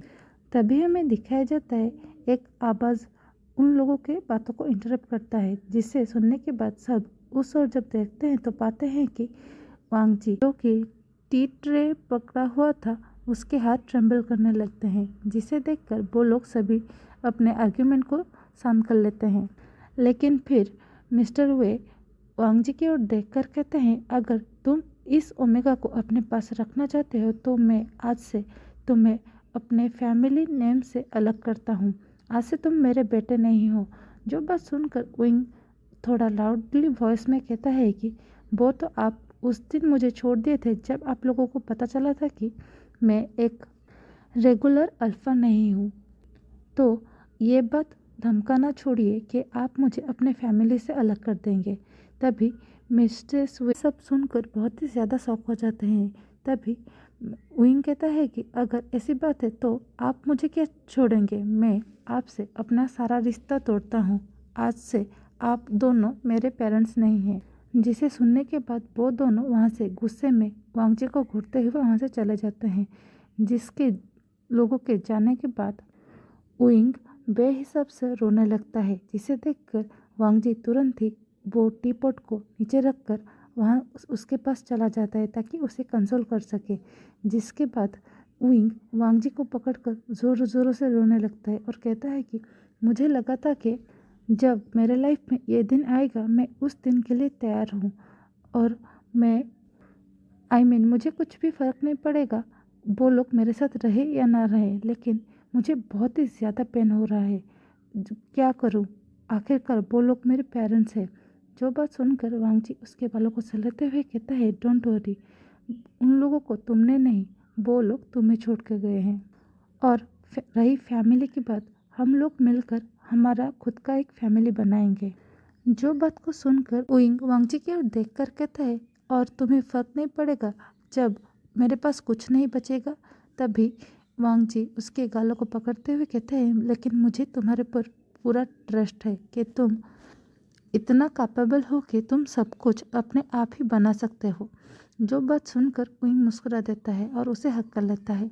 उसके बाद हमें रात का सीन दिखाया जाता है जब वांगजी और विंग दोनों डिनर कंप्लीट कर लिए थे। जिसके बाद वांगजी जब सो गया था तो विंग आकर अपने स्टडी रूम में बैठकर अपने जितने सारे शेयर्स थे वे कॉरपोरेशन में वो सबको अपने डैड को ट्रांसफ़र कर देता है, और अपने पास सिर्फ रखता है उसके खुद के ही मैंसन को, क्योंकि ये उसके डैड को नहीं उसके दादाजी को बिलोंग करता था, और उसके दादाजी ने डायरेक्ट उसे ये मैंसन दिए थे। उसके बाद हमें दिखाया जाता है ऐसे ही 3 महीने गुजर जाता है। इन 3 महीनों में वांगजी का जो बेली था वो धीरे धीरे ग्रो करने लगा था, और हमारा विंग एक नया बिजनेस शुरू कर लिया था, वो भी एआई बेस्ड, जिसके चलते वो बहुत ही तेज़ी से ग्रो कर रहा था। उसके अलावा लैंसी चन, जिसका तबीयत अब पूरी तरह से ठीक हो गया था, वो भी थैंक्स टू अच्छे ट्रीटमेंट की वजह से वो अब उन लोगों के साथ रहने के लिए आ गया था। यानी कि अब वे मैंसन में विंग के साथ साथ वांगजी और सिचन भी रह रहे थे, जिसके चलते विंग जब भी बाहर जाता था वो भी कंपनी के काम के लिए, तो सिचन वांगजी को कंपनी देता था।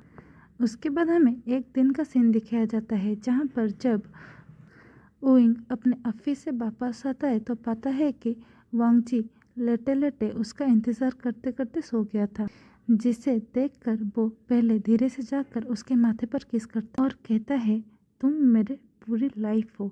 और उसके बाद नीचे झुकते हुए यानी कि वांगजी के बेले के ऊपर किस करते हुए कहता है, और तुम मेरे पूरे यूनिवर्स हो और मैं तुम दोनों से ही बहुत ही ज़्यादा प्यार करता हूँ। ऐसा कहते हुए वो वांगजी को अच्छे से लेटा देता है और उसे ब्लैंकेट ओढ़ देता है। ऐसे ही उन लोगों का ज़िंदगी बहुत ही अच्छे से बीत रहा था और हमारा उइंग का जो कंपनी था वो भी अच्छे से ग्रो हो रहा था। उसके बाद हमें दिखाया जाता है फिर से 4 महीने गुजर जाता है और इन 4 महीनों में उइंग और भी ज़्यादा बिजी होने लगा था। वो अभी थोड़ी देर देर से घर वापस आने लगा था, लेकिन वो फिर भी हर रोज़ वो घर आता था। वो सिर्फ 1 या 2 घंटे के लिए क्यों ना हो। जिस चीज़ को वांगजी भी समझ रहा था और वो एक सपोर्टिव हस्बैंड की तरह उसे ट्रीट करता था।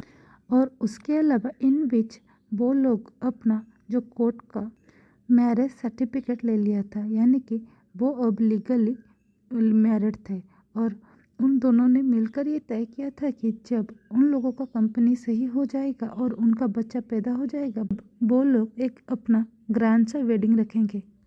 लेकिन फिर भी अभी विंग थोड़ा डरता था, क्योंकि अभी वांगजी का बहुत ही जल्द डिलीवरी डेट आने वाला था। वो कभी भी हो सकता था, लेकिन फिर भी वो अपने काम में बिजी था, जिसके चलते वो पिछले 2 हफ्तों से अपने घर से ही अपना सारा काम को मैनेज करता था, जिसके चलते वांगजी उसे मना भी किया, लेकिन उसने नहीं माना।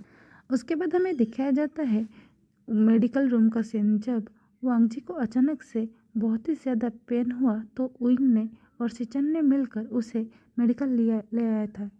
और जब बच्चा पैदा हो गया तो डॉक्टर ने आकर जब विंग को ये बताया कि कंग्रेचुलेशन मिस्टर वे, आपको एक बेटी हुआ है और वो बहुत ही ज़्यादा हेल्दी है। तभी ये चीज़ को इग्नोर करते हुए विंग तुरंत पूछता है, और मेरा ओमेगा यानी कि वांगजी कैसा है।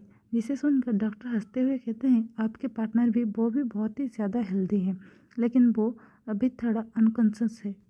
जिसे सुनने के बाद विंग भागकर अंदर चला जाता है और जब वो जाता है तो पाता है कि वांगजी चैन से लेटा हुआ है और उनके बगल में उनका जो बेटी है वो लेटा हुआ है, जो बिल्कुल ही विंग की तरह दिखाई देता था। जिसे देखकर वो हंसते हुए कहता है, मैंने सही था, तुम बहुत ही ज़्यादा ब्यूटीफुल हो और तुम बिल्कुल मेरे जैसे दिखते हो। जिस चीज़ को जैसे वो बच्चे ने समझ लिया था, जिसके चलते वो हंसते हुए अपने डैड के हाथों को पकड़ लेता है। उसके बाद हमें 1 महीने बाद का सीन दिखाया जाता है। जब उन लोगों का बच्चा थोड़ा बड़ा हो गया था, यानी कि पूरी 1 महीने का हो गया था, तब वो अपने कंपनी का ऑफिशियली नाम चेंज कर देता है और उसका नाम रखता है वेजिया, जो उसकी बेटी का ही नाम था। जिसके चलते उसने बहुत ही बड़ा ग्रैंड प्रेस कॉन्फ्रेंस के साथ साथ एक बड़ा पार्टी रखा था, जहाँ पर बिजनेस इंडस्ट्री के सभी लोगों के साथ साथ ढेर सारे एक्टर एक्ट्रेस भी आए थे, जिनमें से सबसे परमानेंट फिगर था उसकी बड़ी बहन यानी कि जियांग ग्यानली, जो जब विंग को अप्रोच करने के लिए आए थे तभी विंग उन्हें सिर्फ नोट करता है, क्योंकि जियांग ग्यानली इकलौते वो इंसान थे जो उनसे कभी भी इतने ज़्यादा भी बुरी तरह से बातें नहीं किया था।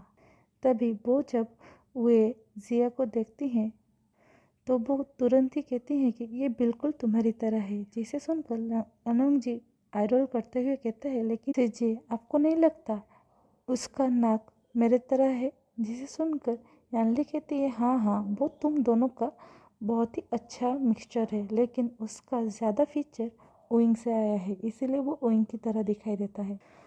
ऐसे ही वो लोग हंसी मजाक करते रहते हैं।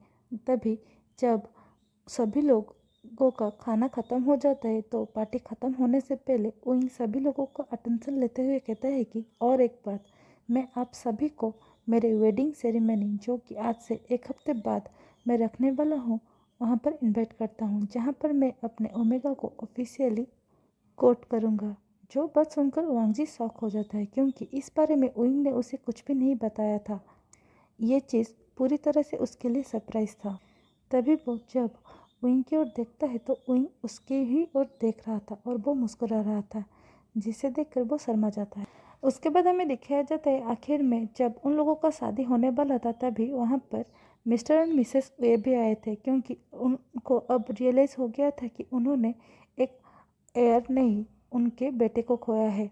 तभी जब वो लोग आए थे विंग को माफ़ी मांगकर उसके लाइफ में वापस आने के लिए, तभी विंग उन लोगों को मना कर देता है और कहता है कि आप लोगों ने उस दिन मुझे छोड़कर उससे दूर नहीं गए, आप उस दिन ही मुझे अपने आप से दूर कर लिए थे जब आप लोगों ने मुझे अपने बेटे की तरह नहीं एक एसेट की तरह बिहेव किया था। जो बात सुनकर उन लोगों को भी रियलाइज़ होता है कि उन लोगों ने क्या खोया है और वो दोनों सिर्फ विंग को देखकर उससे बेस्ट विशेस कर कर वहाँ से चले जाते ना अपने पोती को देखे। जो बात से विंग को थोड़ा बुरा तो लगता है लेकिन वो सेटिस्फाई था, क्योंकि वो ऐसे इंसानों को कभी भी अपने पास नहीं चाहता था जो उसे बाद में कभी भी छोड़ सकते थे। उसके बाद हमें वेडिंग का सीन दिखाया जाता है, जहाँ पर जब विंग स्टेज पर वांग जी का इंतज़ार कर रहा था तभी वो नोटिस करता है कि उसके सिस्जे यानी कि जियांग यानली, जो कि अपने हस्बैंड जिन जिसुन के साथ आए थे, वो उसके बेटी को पकड़ के बैठे हुए थे और वो उनके बेटी उन लोगों को देखकर मुस्कुरा रहा था। तभी अनाउंस होता है कि ओमेगा यानी कि वांग जी आ गया है, जिसे सुनकर जब वो उस तरफ देखता है तो उसका सांसें जैसे रुक जाता है, क्यों जैसे कि उससे ज़्यादा खूबसूरत इंसान उसने आज तक कभी नहीं देखा है। जिस चीज़ को वांग जी भी नोटिस कर पाता है, इसीलिए वो अपने नज़र को झुका लेता है और अपने भाई यानी कि लान सेजन के हाथों को पकड़कर विंग की ओर जाता है और उसके बाद वो लोग भगवान को साक्षी लेकर वो करते हैं और उन लोगों का शादी ऑफिशियली कंप्लीट होता है। जिसके बाद वो लोग अपने वेडिंग नाइट को बिताने के लिए सिचन के दिए गए कीज लेकर होटल पे जाते हैं तो पाते हैं कि उस कमरे को पूरी तरह से रोज़ और कैंडल से सजाया गया था, जिसे देखकर वांग जी अभी भी शर्मा जाता है। जिसको नोटिस करके विंग कहता है कि तुम ऐसे क्यों बिहेव कर रहे हो कि जैसे कि ये सब कुछ हम लोग पहली बार कर रहे हैं। जिसे सुनकर वांग जी उसे मारने लगता है और कहता है तुम और भी ज़्यादा बेशर्म होने लगे हो। तभी विंग हंसते हुए कहता है मैं अपने ओमेगा के सामने बेशर्मी ना करूँ तो दूसरों के सामने करूँ। जिसे सुनकर वांग जी गुस्सा करते हुए कहते हैं क्या कहा, तुम दूसरों के सामने बेशर्मी करना चाहते हो? अगर करके तो दिखाओ, मैं तुम्हें मार मार के सीधा ना कर दिया तो मेरा नाम भी वे वांग जी नहीं है। जो बात सुनकर विंग मुस्कुराते हुए उसे गले लगा लेता है और उसके नेक में किस करने लगता है। तो that's all for today. Hope आप लोगों को मेरी ये स्टोरी द साइलेंट एको पसंद आएगा, जो कि ट्रेडिशनल ओमेगा बर्ड स्टोरी की तरह नहीं था, जिसमें ओमेगा के पॉइंट ऑफ व्यू से उसके स्टोरी को बताया गया हो। ये एक अल्फ़ा बेस्ड स्टोरी था, कैसे हमारे अल्फ़ा वेबुशियन को सभी लोग डिफेक्टिव कह रहे थे उसके डिसऑर्डर की वजह से, लेकिन उसे कैसे उसके जो सही पार्टनर मिलता है तो वो कैसे सही हो जाता है और उन दोनों की लाइफ कैसे अच्छे से गुजरने लगता है सारे हडल को पार करते हुए। और हाँ, अगर आप लोगों को ये स्टोरी पसंद आए है तो don't forget to like, share and comment. इसके अलावा अगर आप लोग मेरे चैनल में नए हैं तो don't forget to subscribe it, ताकि आप लोगों को और भी ज़्यादा शियानवांग के आंसर सुनने को मिले और जिसके नोटिफिकेशन मिलने के लिए don't forget to press the bell icon. तब तक के लिए bye bye, see you in the next one. Till then keep dreaming.